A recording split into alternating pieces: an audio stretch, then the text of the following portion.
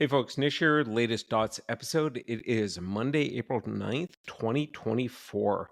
So today I'm just going to be riffing on one thing. It's about what I think the single best process is. And I think regardless of what type of business you're in, the industry, the size of your creative team, the volume of work that you have to produce, every single creative operations leader has to have this one process as part of their arsenal of processes. And I think if you've got this, it it makes every other process that much easier. I think it makes everything related to creative operations easier.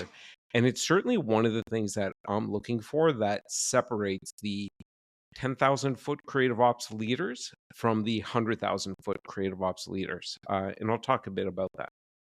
But first, heads up on three things. One is the Betty Louie episode that was supposed to be published last week didn't. It's going to get published this Wednesday, which means some of the other episodes are going to be pushed out by a week. This actually, to give you a bit of a peek behind the scenes, ended up being my own creative operations snafu. Didn't realize, well, not that I didn't realize, I didn't account for enough time for the episode to go through the review and approval process on the guest side. Betty's part of a fairly large global organization, so they've got a bit more of a regimented process. And this has led me to sort of look at my own process for everything that happens before we tape the episode and everything that happens after we tape the episode with the guest. So I've ended up making some changes to my process because that's what a good creative operations leader does is they learn from the things that are not working today and they adapt, they adjust. So making some changes to the process to know how much time might be required for review and approval and making sure that's taken into account in terms of you know recording dates, publishing dates, enough time for post post interview steps and things like that. Second thing, so sorry about that, but that will be dropping this Wednesday. And as I mentioned last week, I am now going to start doing questions and actions follow-up episodes after some of these interviews so that as you're listening to these interviews and nodding your head and going, oh, that's interesting, I wonder what I would do with that insight that the guest is sharing with me. That follow-up episode is going to have questions in it that you should be asking yourself or use to facilitate and generate discussions with counterparts on your team or across your organization, and some actions that you may want to take. So keep a lookout for that after Wednesday when that episode with Betty drops. Second heads up is live from New York. So I'm going to be in New York City on May 15th, and I'm going to be doing a recording of an episode before, I think there's going to be like 20, 30 folks gathering from the creative operations community. I'm going to be doing it with the CEO of Air Inc. Some of you may have seen the creative operations manifesto that they produced recently. I think it's a brilliant piece of work. It echoes a lot of the things that I've talked about, that guests have talked about through the first 20 or so episodes on this podcast. So if you're going to be in New York City on the night of May 15th, and you'd like to attend, I think we've got a handful of spots left. Drop me a line, Nish at creativeops.fm, or again, best way to hit me up is on LinkedIn, and would love to have you there. And then final heads up before I get on to the one thing I'm going to be riffing about today is I'm going to be in New York City on the 15th because on the 16th is the Henry Stewart Creative Operations Conference. I think a lot of you who are listening to this are familiar with the conference, but a lot of the in real life conversations I've had over the last couple of weeks sort of highlighted that many people aren't aware of the Henry Stewart Conference. Or just weren't aware that it was coming up so quickly, just a couple of weeks out. So I think it's a great conference. I'm going to put a link in the show notes to the conference. It's a great conference. Like, there's always some interesting speakers. You walk away with a couple of good insights that you can take back to the office and talk to your team about. And it's it's a great gathering of like literally hundreds of people across the creative operations community. And I don't know about you, but for me, I think the most value doesn't, it's not necessarily about, the content that's being delivered on the stage.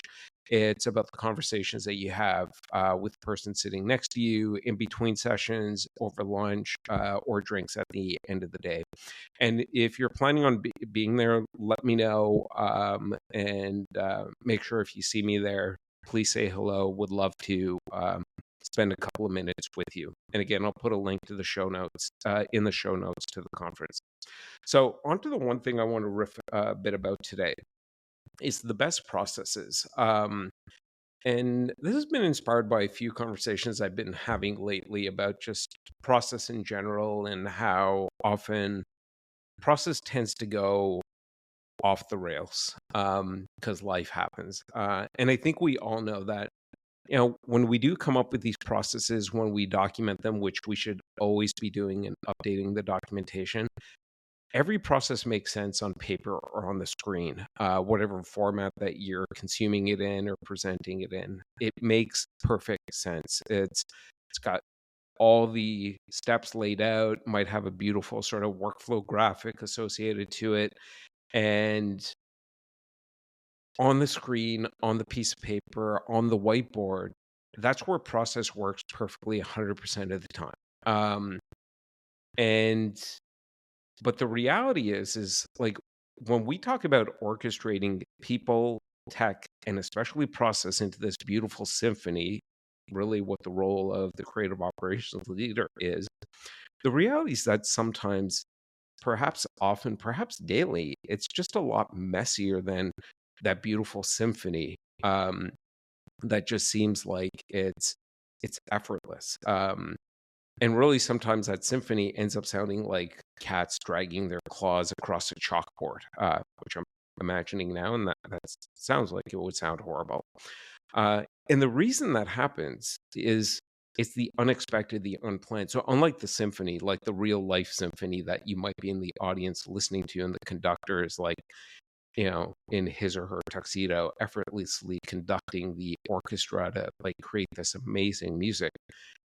Like the unplanned and the unexpected doesn't happen in that setting, but in the setting that you're in, the creative operations leader setting, the unexpected and the unplanned always happens. It's the unexpected delay, the unplanned opportunity. Someone goes, "Oh, we have a chance to like, participate in this marketing opportunity. So we need to get a campaign spun up that was unplanned for."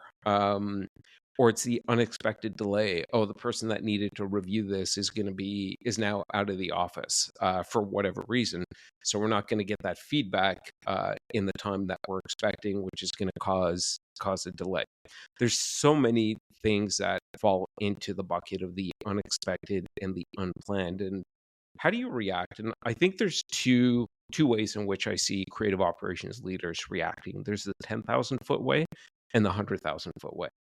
I think the leader, operating at the 10,000-foot level, and this is what I call the project management level, or the project manager level. Again, not hating on project managers, critical part of the creative operations ecosystem.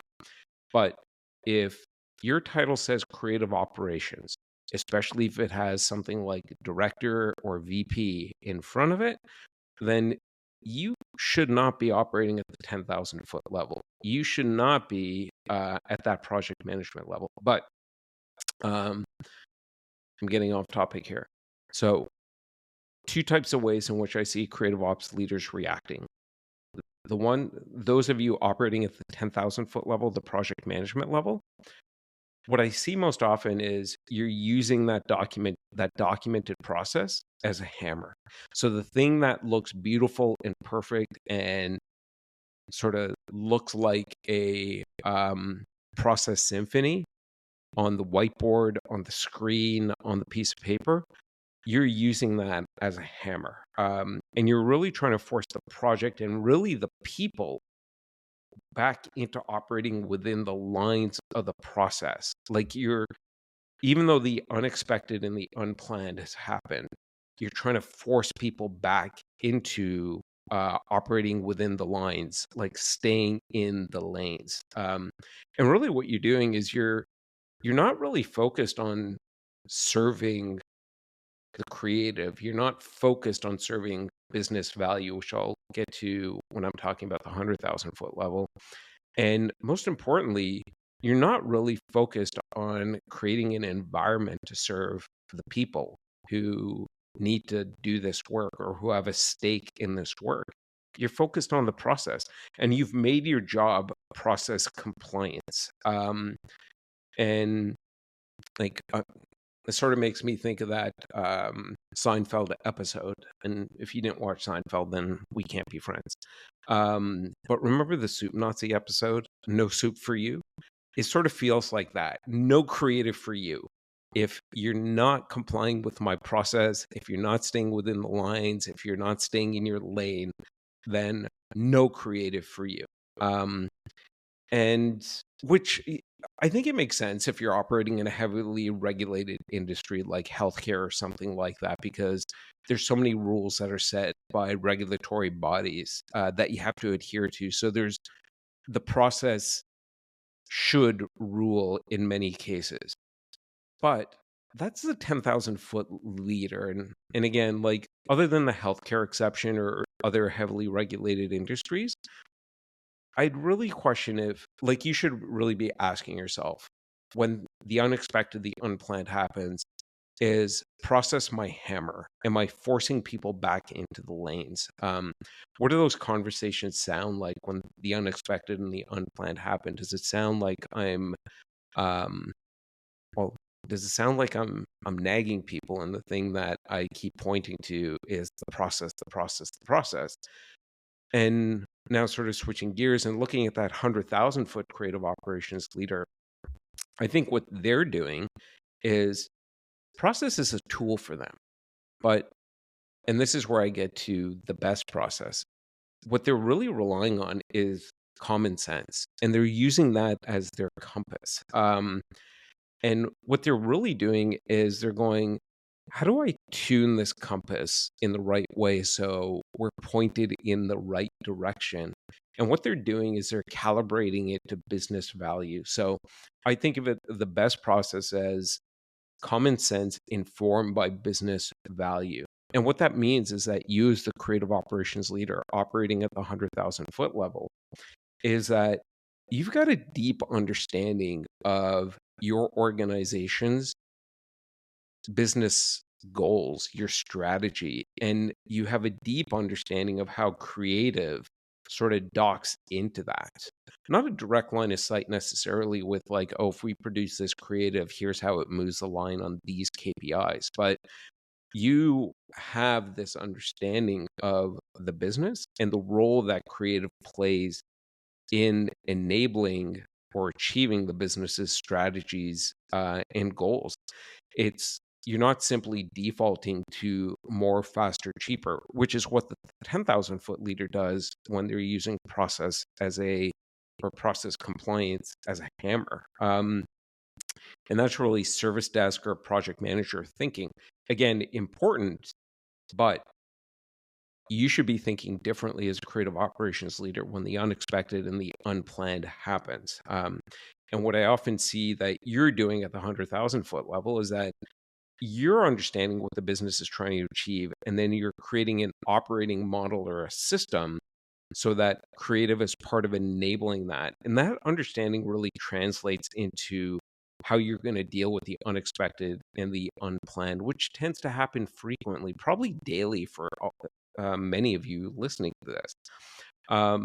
And you understand that the process as it's documented may not be able to deal with the unexpected and the unplanned. So I think if you're using common sense, again, common sense informed by a deep understanding of business value, of what business value actually is for your organization, then you're also like translating and communicating this to your team, to your project managers, the creatives, even the marketing stakeholders, everybody involved in the process. And there's that understanding of like the process is there to enable us. But if the unexpected and the unplanned happens, what we really need to default to is common sense, and common sense where it's pointing us in the right direction because it's informed by, we all understand what the business is trying to achieve and the role that creative plays in that. And I think that deep understanding of what the business is trying to achieve allows you to really unlock that rarest form of thinking. Again, it's common sense. I'm sure we've all heard it from our parents, like God knows I did when I was growing up, is like, you know, my mom and dad used to constantly say, I wish you would practice a little bit more common sense. And they were right in hindsight, not at the time. Um, and then that really allows your team to deal with the unexpected and the unplanned, where process isn't going to get the job done.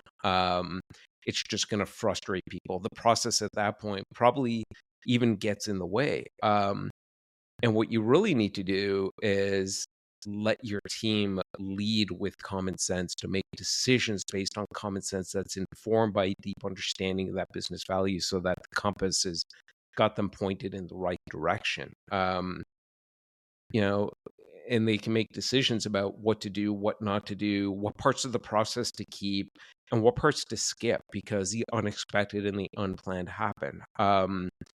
For that individual project where where again that unexpected and the unplanned has happened. So again, just to sum it up, I think the best process is common sense, and more specifically, it's common sense informed by a deep understanding of business value. And that really comes from understanding what are the business's strategies and goals, and what role does creative play in that. That is what I see 100,000-foot creative operations leaders doing. The 10,000-foot leaders, again, tend to default to using process as a hammer, um, and they think the job is process. The job isn't process. The job is delivering great creative.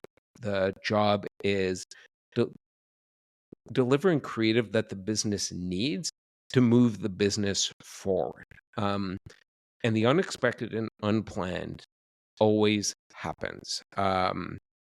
There's that cliche of like the only constant is change. Well, whatever we planned for at the start of the year, at the start of the quarter, at the start of the month, at the start of the week, the unexpected and the unplanned is going to get in the way of it. And really, what you need to be doing to operate at that 100,000-foot level.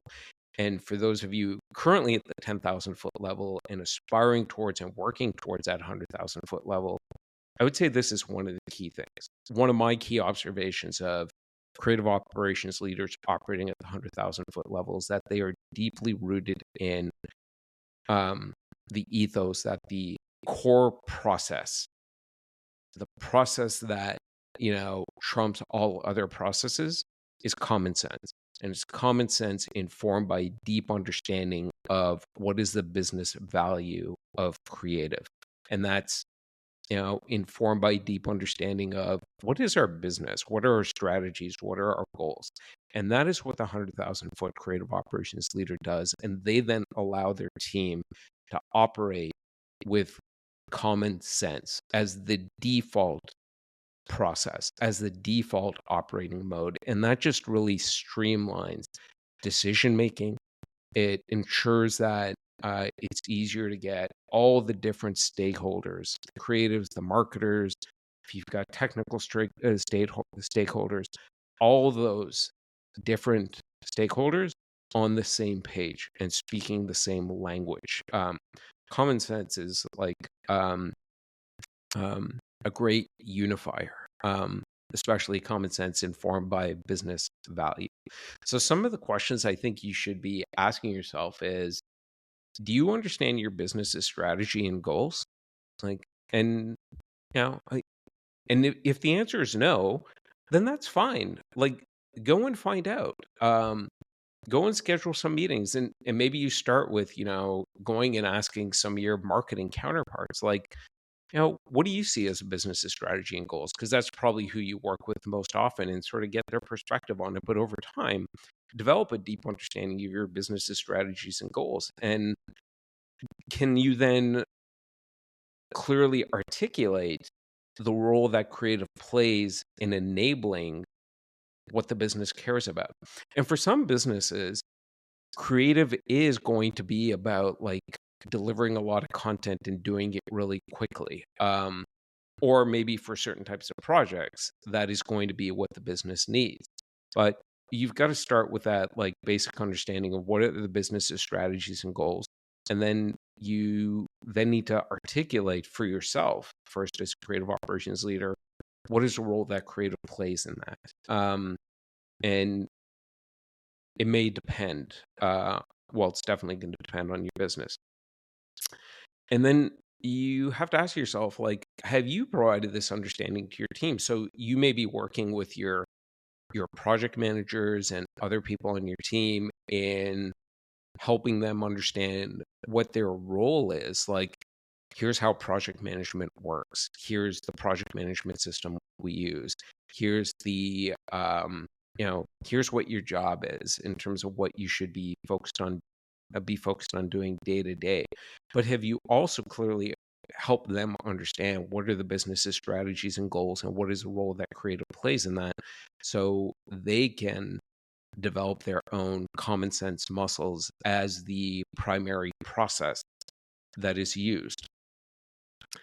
And then I think finally, one of the questions you should be asking yourself, like yourself, to really determine, are you operating at that 10,000 foot level or the 100,000 foot level? And maybe this is the first question you ask yourself is, when the unexpected and unplanned happens, are you most often reaching for process compliance as a hammer?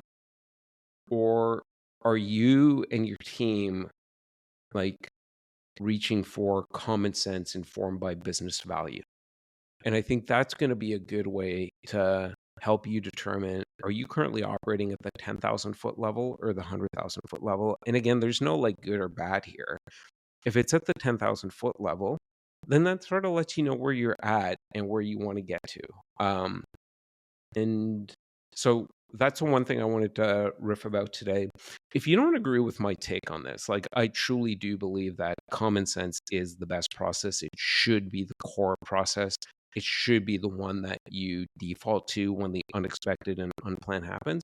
But like my mom used to say, common sense is very rare. She wished I practiced it more as a kid. Um, Probably would have gotten into less trouble if I did. But it is hard to do. It's it's not. I don't think it's natural for humans to practice common sense because, well, that's a whole nother episode as to why. But I do believe it should be the core process. If you agree, would love to hear from you. Especially if you disagree, definitely want to hear from you. Drop me a line, Nish at creativeops.fm, or again, hit me up on LinkedIn. Always easiest way to get a hold of me and fastest response times for me. Anyways, hope you're having a great day. And remember, if you're going to be in New York City on the 15th and want to attend a recording of the podcast with a few dozen of your creative operations peers, drop me a line. And if you're going to be at the Henry Stewart Creative Operations Conference on May 16th, highly recommend that you check it out. I will be there. Look for me. I look exactly the way I do on the podcast cover art. And make sure to say hello, and we'd love to chat with you for a couple minutes. Thanks so much. Have an awesome day.